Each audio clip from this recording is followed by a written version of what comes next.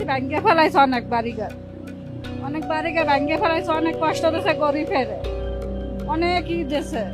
এখন তো ভাঙতে এখনো আসতে পেরেছেন এই বাড়িতে নাকি? এই তখন আসতে পারি নাই, 10 টাকা করে না 20 টাকার টিকিট লইছে, আমাকে দেখায় নাই। আপনার কি খারাপ লাগছে? ভালোই লাগছে, আপনার বাড়িঘর ভাঙতে আছে, খুব ভালোই লাগছে। এই যে কাজটা হচ্ছে এটা সঠিক হচ্ছে, কেননা এই কাজের একমাত্র কারণ যে আলেমুল আমাদের যে নির্যাতন করছে, এই আলেমুল আমাদের চোখের পানির বিনিময় এইগুলো হইতেছে, ঠিক হচ্ছে।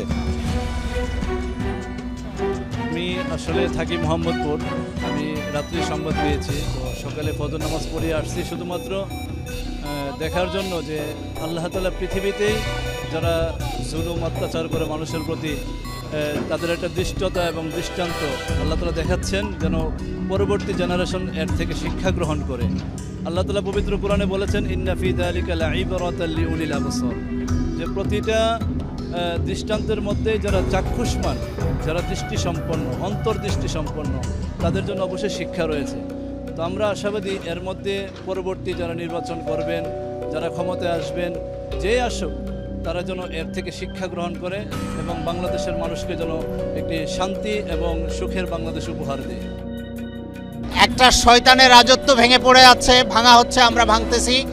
এটা আমরা চরম সৌভাগ্যের মনে করি, আমরা দেখতে পেরে চরম খুশি, চরম আনন্দিত। এবং আমরা বলতে চাই, বাংলাদেশের জমিনে কোনো শয়তান যেন আর জন্মগ্রহণ করতে না পারে, কোনো ফ্যাসিজম যেন আর চাড়া দিয়ে উঠতে না পারে। এসেছি একটু আগেই, অনেকটা মনে করেন উৎসাহ নেই, কারণ যাই বলেন না কেন আমাদের জেনারেশন জেনজি যেটা, এটা আমরা এটার অনেক বড় একটা পার্ট। আমি বলবো না পুরোটাই, কিন্তু আমরা এটার অনেক বড় একটা পার্ট। এখানে আসার পরে মিক্সড ফিলিংস, কারণ 71-এর আগের বঙ্গবন্ধু ছিল আমাদের হৃদয়ের বঙ্গবন্ধু, 71-এর পরের বঙ্গবন্ধু কেমন ছিল সেটার প্রতীক আপনারা আজকে দেখতে পাচ্ছেন। তো এটাই একটা কথা আছে যে you either die a hero or you live long enough to see yourself become the villain. Sheikh হাসিনার ক্ষেত্রেও সেটা হয়েছে, বঙ্গবন্ধুর ক্ষেত্রেও সেটা হয়েছিল। তো আমি আশা করছি যে বাংলাদেশে পরবর্তীতে যেই ক্ষমতায় আসুক না কেন, হুইচ এভার পার্টি যেই আসেন, আপনারা হয়তো এইটা দেখে আপনারা মনে রাখবেন যে আমরা যদি তাদের মতো কার্যকলাপে যাই, আমরা যদি তাদের মতো কিছু করি, তাহলে সেটা শেষ পরিণতি কী হবে। এটাই, থ্যাংক ইউ। আর লাস্টলি বলতে চাই, Sheikh Hasina, you have messed with the wrong generation.